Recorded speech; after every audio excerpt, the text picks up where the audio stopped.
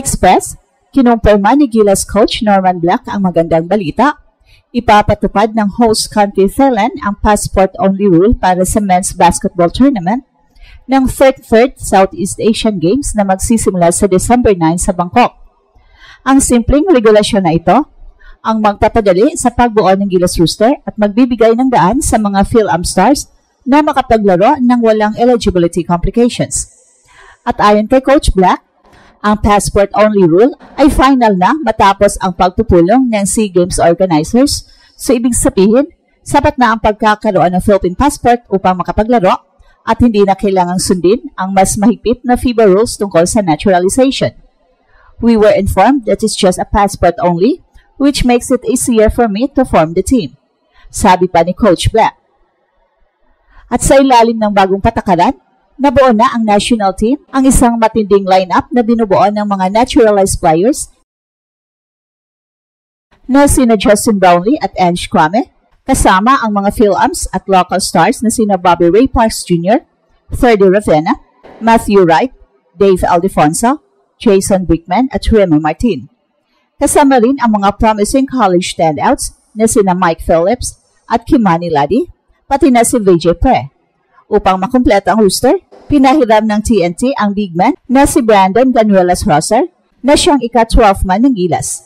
At malaking tulong ang bagong regulasyon dahil mas mapapadali ang proseso ng pagbuo ng team at pag-asikaso ng travel papers, lalo na para sa mga Phil-Ams na may dual nationality. So sa ganitong setup, mas magiging flexible ang rotation ni Coach Black, lalo na't parehong makakapaglaro sina Brownlee at Kwame, isang kombinasyon na nagbibigay ng veteran leadership at matinding presence sa ilalim. Ang tandem ni Brownlee at Kwame, suportado sa mga shooters tulad ni Wright at Brickman, ay magbibigay ng malaking bentahe sa Gilas kontra sa karaniwang SEA opponents. Ngayon, ang focus ng coaching staff ay ayusin ang training schedule at final chemistry bago bumiyahe papuntang Thailand, habang inaabangan ang official na schedule at first practice session na nanatiling sentro ng usapan ang tanong, sa passport-only rule na ito, magbubukas ba ng pinto para sa posibleng pagbabalik ni Kai sa susunod na tournament? Ang laban ng Gilas para sa gintong medalya ay mukhang mas lalong pipindi. Isang malaking balita na bumulaga sa mundo ng Philippine basketball matapos kumpirmahin ng Gilas head coach na si Norman Black na ipapatupad ng host nation Thailand ang passport-only rule para sa darating na 33rd Southeast Asian Games na magsisimula sa December 9 sa Bangkok.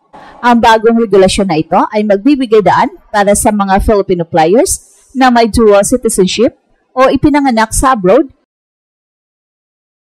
na nakapaglaro para sa bansa nang walang komplikasyon sa eligibility.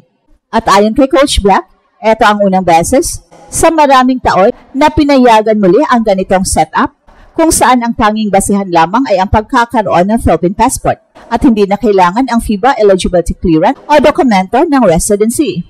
So ibig sabihin, hindi na magiging issue kung saan ipinanganak o saan naglaro ang isang atleta, basta't may hawak siyang valid Philippine passport, maaari na siyang makasama sa ating national team. We were informed that it's just a passport only, which makes it easier for me to form the team, sabi pa ni Coach Black. At dahil dito, nabuo ni Coach Black ang isa sa pinakamalakas na Gilas pool sa kasaysayan ng SEA Games. Tampok ang mga kilalang pangalan na may karanasan sa international basketball at professional leagues. Pinangungunahan ang roster ni Justin Brownlee at Ange Kwame, dalawang naturalized players na parehong may championship pedigree at testedness sa FIBA tournaments. Kasama rin sa lineup ang mga Phil-Am standouts tulad ni Bobby Ray Parks Jr., Ferdy Ravenna, Matthew Wright, Dave Aldefonso, Jason Brickman at Remy Martin, mga manalarong nagdadala ng kombinasyon ng athleticism, shooting at leadership. Hindi rin makalimutan ng coaching staff na isama ang mga batang talento tulad ni Mike Phillips ng Lasal at Kimani Ladi na parehong nagpakita ng matinding potensyal sa collegiate ranks. Idinagdag pa si Vijay Pre, isang versatile forward na pwedeng maglaro ng dalawang posisyon para sa dagdag depensa at mobility. At sa kabilang banda, opisyal nang ipinahiram ng TNT ang kanilang big man na si Brandon Ganuelas-Rosser na siyang kumompleto ng 12-man roster ni Coach Black. Ayon sa sources, plano ng Gilas management na magdaos ng short training camp bago lumipad patungong Bangkok upang mapagdugtong agad ang chemistry ng mga bagong kasama at mapaghandaan ang matinding competition sa rehiyon. Sa ilalim ng passport-only rule, mas madali na ring ayusin ang documentation, travel clearance at insurance requirements para sa mga PhilAmps na dati ay nahihirapang makasali dahil sa eligibility issues. At sa bagong sistema na ito, malaki ang inasahan kay Coach Black na makabuo ng isang cohesive at competitive team na muling magdadala ng gintong medalya sa Pilipinas. Pero higit sa lahat, binuksan din ng patakarang ito ang pinto para sa mga mas maraming PhilAmp and Bay-level talents na maaring maglaro para sa bayan sa mga susunod na taon. Ang tanong ngayon, makikita kaya natin ang pagbabalik ni Kai o ang pagpasok ng mga bagong PhilAmp stars sa mga susunod na international tournaments? Matapos ang kumpirmasyon ni Coach Black, muling nabuhay ang pag-asa ng mga basketball fans sa Pilipinas na mas magiging malakas ang gilas sa darating na Southeast Asian Games.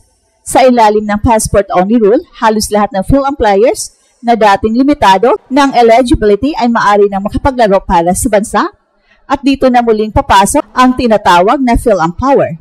Isa sa mga dahilan kung bakit naging malaking balita ito ay dahil sa kalidad ng mga manlalaro na kasalukuyang bahagi ng lineup. Si Justin Brownlee na matagal ng PBA import turned national hero ay magiging sandigan muli ng gilas sa opensa at leadership. Si Ange Kwame, ang towering presence na minsang naging sentro ng Ateneo Blue Eagles, ay magiging poste sa ilalim na kayang pumigil sa kahit sinong kalaban sa paint. Sa dalawang naturalist players na ito pa lang, nagkakaroon na agad ng solidong balanse sa loob at labas ng court. Dagdag pa rito, muling magbabalik si Bobby Ray Parks Jr. na kilala sa kanyang matatag na perimeter defense at kakayahang umiskor mula sa kahit saan. Si Ferdy Ravenna naman ay magdadala ng explosiveness at athleticism, habang si Matthew Wright ay magiging consistent threat sa 3-point area. Si Dave Aldefonso ay magbibigay ng energy sa wings at si Jason Bigman ay isang tested playmaker mula ABL ang aasahan sa ball distribution. Hindi rin pahuhuli ang PhilAmp guard na si Remy Martin, dating star player ng Kansas Jayhawks ng NCAA. Kilala siya sa kanyang bilis, clutch shooting at leadership na siguradong magiging malaking tulong sa guard rotation ng Gilas. Kasama rin ang mga batang players na sina Mike Phillips at Kimani Ladi na parehong nagdadala ng hustle at rebounding na siyang magbibigay lakas sa bench unit. Samantala si Veggie Pre ay maaaring maging X-factor dahil sa kanyang versatility sa forward position. At ito ang Express Info kung saan bawat kwento ginulat ang mundo. Don't forget to like and subscribe.